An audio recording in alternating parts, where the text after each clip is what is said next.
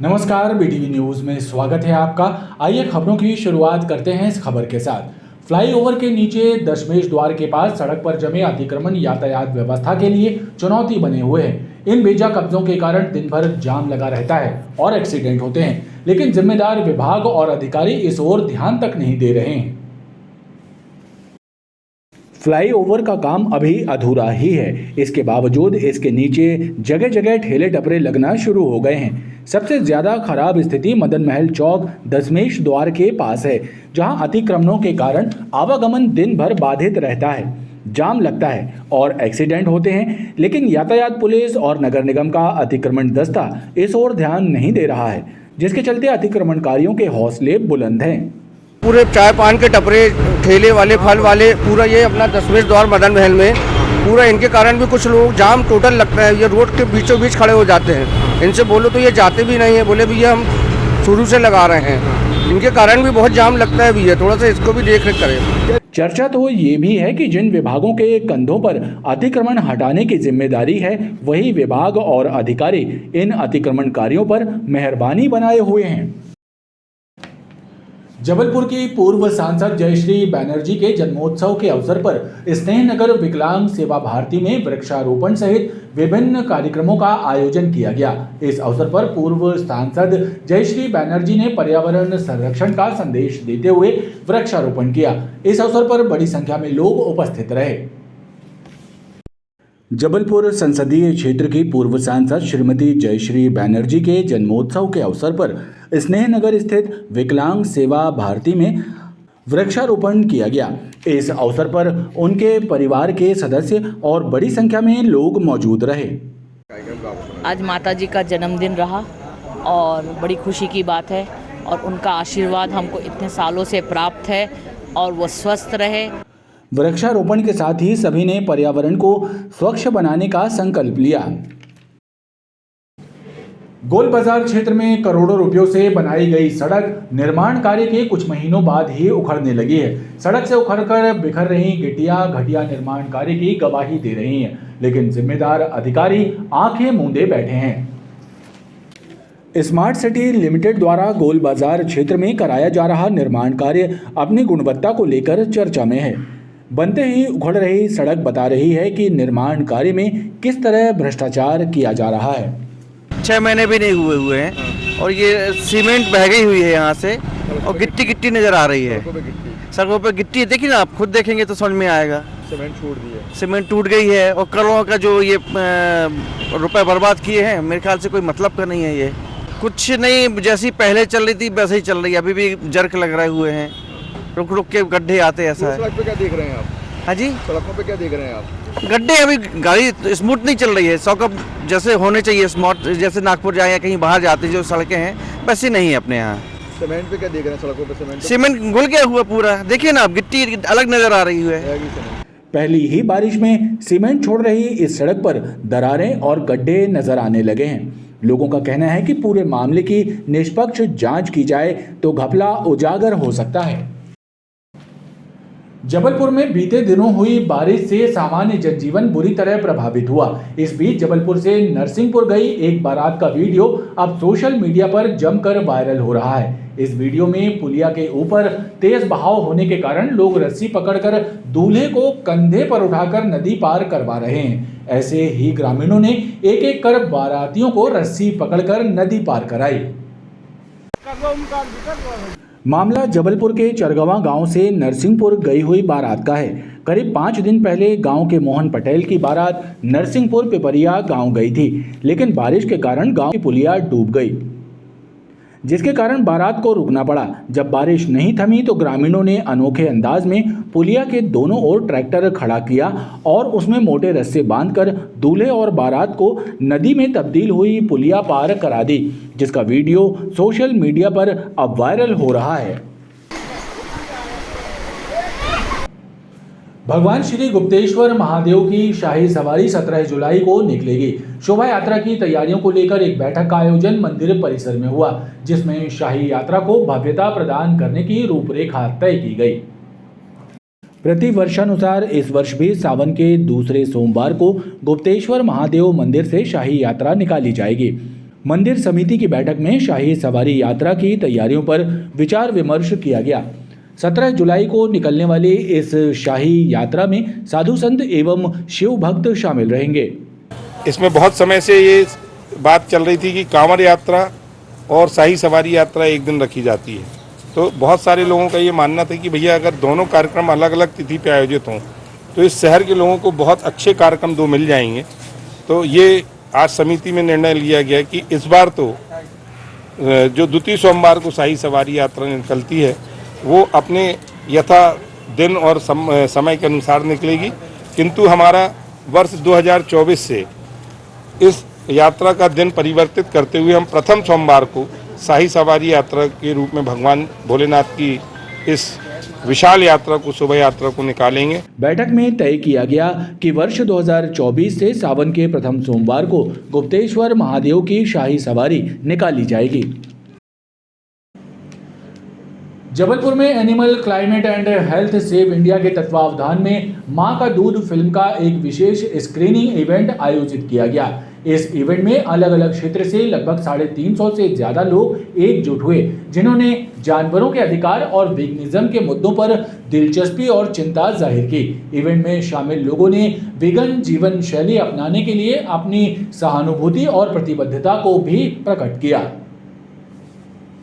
जानवरों के अधिकार और वेगनिज्म के प्रति लोगों को जागरूक करने के उद्देश्य से एनिमल सेव इंडिया द्वारा जबलपुर में एक इवेंट आयोजित किया गया। इस इवेंट के माध्यम से मां का दूध फिल्म की विशेष स्क्रीनिंग की गई, जिसमें बड़ी संख्या में लोग शामिल हुए। इस स्क्रीनिंग के माध्यम से लोगों को प्लांट बेस्ड ट्रीटी को एंडोर्स करने के प्रति प्रोत्साहित किया गया। लोगों को दूध उद्योग और अन्य सामान उद्योग में शोषण का सामना करने वाले अन्य जीवों के लिए नैतिक विकल्पों की दिशा जागृत करने का प्रयास किया गया, ताकि लोग वेगनिज्म के प्रति जागृत हों और इस जीवन शैली का हिस्सा बन सकें। दूध बनाने की लागत मुश्किल से 7 रुपए है। अगर आप इस दूध को ग्रामीण भारत में उपलब्ध कराएं, जिस तरह चीन में होता है, तो इससे बच्चों के पोषण का खर्च काफी हद तक कम हो जाएगा। ये एनिमल सेव मूवमेंट और प्लांट बेस्ड ट्रीटी के द्वारा ये फ्री स्क्रीनिंग कराई जा रही है जबलपुर में। ये जो मूवी है ये यूट्यूब पर भी फ्री में उपलब्ध है, हिंदी और इंग्लिश में। इसमें जो भारत पर गाय और भैंसों पर अत्याचार हो रहा है उसका पर्दाफाश किया गया है और हम उस अत्याचार को कैसे रोक सकते हैं उसके बारे में भी बताया है। इस मूवी के बाद में जो भी लोग ये मूवी देखेंगे, हम लोगों ने फ्री स्नैक्स जिनमें फ्री वीगन बिरयानी, वीगन रायता और वीगन लड्डू भी बांटेंगे। और इसमें हम लोगों को ये सीख दे रहे हैं कि हम बिना पशुओं को नुकसान पहुंचाए एक बहुत तंदुरुस्त और एक बहुत खुश जीवन जी सकते हैं, चाहे हमारी उम्र कुछ भी हो, हमारा लिंग कुछ भी हो। इवेंट के दौरान लोगों को स्वादिष्ट वीगन भोजन भी प्रदान किया गया, ताकि वीगन भोजन संबंधी भ्रांतियों को दूर किया जा सके। कैंट थाना पुलिस ने एक गारमेंट व्यापारी की शिकायत पर उसके एक सहयोगी के विरुद्ध धोखाधड़ी सहित विभिन्न धाराओं के तहत प्रकरण दर्ज कर मामले को जांच में लिया है। मामला 88 लाख रुपए हड़प करने से जुड़ा हुआ है। बिलेरी क्षेत्र में रहने वाले गारमेंट व्यापारी पवन अडनानी ने शिकायत दर्ज कराई थी कि गारमेंट का व्यापार करने वाले व्यापारियों का एक ग्रुप था। इस ग्रुप के माध्यम से व्यापारी अपनी सहमति से जरूरत पड़ने पर व्यापारी पैसों का लेन देन करते थे। ये मामला 88 लाख रुपए हड़प करने से जुड़ा हुआ है। बिलेरी क्षेत्र में रहने वाले गारमेंट व्यापारी पवन अडनानी ने शिकायत दर्ज कराई थी कि गारमेंट का व्यापार करने वाले व्यापारियों का एक ग्रुप था। इस ग्रुप के माध्यम से व्यापारी आपसी सहमति से जरूरत पड़ने पर व्यापारी पैसों का लेन देन करते थे। इसी ग्रुप के एक सदस्य गोरखपुर निवासी शशि कपूर ने व्यापारिक जरूरत बताते हुए लाखों रुपए लिए और हड़प कर लिए। इस मामले की शिकायत की जांच के बाद कैंट थाना पुलिस ने प्रकरण दर्ज कर मामले को विवेचना में लिया है। पवन अडनानी के द्वारा बिलेरी का निवासी है। इन्होंने 88 लाख गबन धोखाधड़ी करने के संबंध में शिकायत दी थी शशि कपूर के विरुद्ध। ये शशि कपूर अपना नेपियर टाउन गोरखपुर, इसके विरुद्ध ये थी जो शिकायत का अवलोकन पर अपराध धारा 420, 409 के तहत अपराध पाए जाने से पंजीबद्ध किया गया, विवेचना में है। इसमें क्या है, व्यापारियों का कुछ ग्रुप बना था, एक 4-5 लोगों का। उसमें इनका पैसा आपस में इकट्ठा करते थे और जिसको आवश्यकता पड़ती थी वो आपस में, जिसको जैसे आवश्यकता पड़ती थी तो वो उसने ले लेता था और उपयोग करके अगर होता था 1-2 महीने में पैसे वापस कर देते थे। लेकिन ये कपूर के द्वारा पैसे वापस नहीं किया गया, पैसे लेके फिर शिकायत किए थे। रामपुर के रामनगर में 2 युवकों के साथ कुछ युवकों ने जमकर मारपीट कर दी। इस घटना में दोनों युवकों को गंभीर चोटें पहुंची। घायलों को इलाज के लिए अस्पताल में भर्ती करवाया गया है। पीड़ित और घायल युवकों के मुताबिक उनसे मारपीट करने वाले युवकों से 2 दिन पहले क्रिकेट मैच के दौरान उनका विवाद हुआ था, जिसकी शिकायत उन्होंने रामपुर चौकी में दर्ज कराई थी। बस इसी बात को लेकर उनसे युवकों ने मारपीट की है। रामपुर में रहने वाले दिलीप चौधरी, उसके साथी विपिन कुशवाहा पर कुछ लोगों ने लोहे की रॉड और डंडों से हमला कर दिया।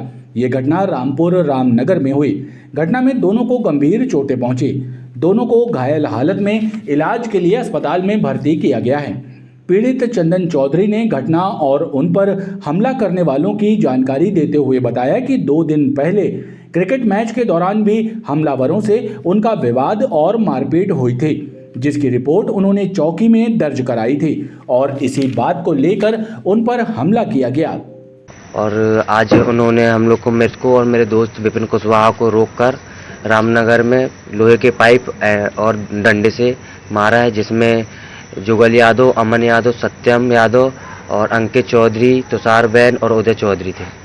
किस बात को लेकर विवाद था? क्या ये पहले गाली गलौज हुई थी। इन्होंने पहले भी एक बार मार दिया था। हम लोग ने इसका आवेदन दिया था, अभी 2 दिन पहले की बात है ये। आवेदन देने का उन्होंने एक दिन रोका और बोलते हैं कि तुमने आवेदन क्यों दिया, चौकी में रिपोर्ट क्यों कराई, उसी को लेकर आज उन्होंने मारा है। पीड़ितों ने इस घटना की शिकायत दर्ज कराई है और पुलिस से हमला करने वालों पर कार्रवाई करने की मांग की। घमापुर थाना क्षेत्र शोभापुर टेस्टिंग रोड पर अज्ञात व्यक्ति का शव बरामद हुआ। इस घटना की जानकारी मिलने के बाद घमापुर थाना पुलिस मौके पर पहुंची और पुलिस ने शव को पोस्टमार्टम के लिए भेजा। पुलिस ने मर्ग कायम कर मृतक की शिनाख्त के प्रयास शुरू कर दिए हैं। घमापुर थाना क्षेत्र शोभापुर टेस्टिंग रोड पर एक व्यक्ति का शव बरामद हुआ। स्थानीय लोगों ने घटना की जानकारी पुलिस को दी, जिसके बाद पुलिस मौके पर पहुंची और पुलिस का कहना है कि मृतक पेशे से मजदूरी का काम करता था। हालांकि अभी पुलिस मृतक की पहचान नहीं करा सकी है। आए का बॉडी मिली है, अभी उसका पता नहीं चला। वो मजदूर है, कोई यहाँ काम करता था, लेबरगिरी काम करता था। उसका कोई अभी एड्रेस पता नहीं चल पाया, उस कहाँ का रहने वाला है, उसका पता साझी कर रहे हैं। अभी मर कायम करके जांच कर रहे हैं। पुलिस ने शव को पोस्टमार्टम के लिए भेजा है और मामले में मर्ग कायम किया है। पुलिस का कहना है कि पोस्टमार्टम के बाद उसकी मृत्यु का स्पष्ट कारण सामने आ सकेगा।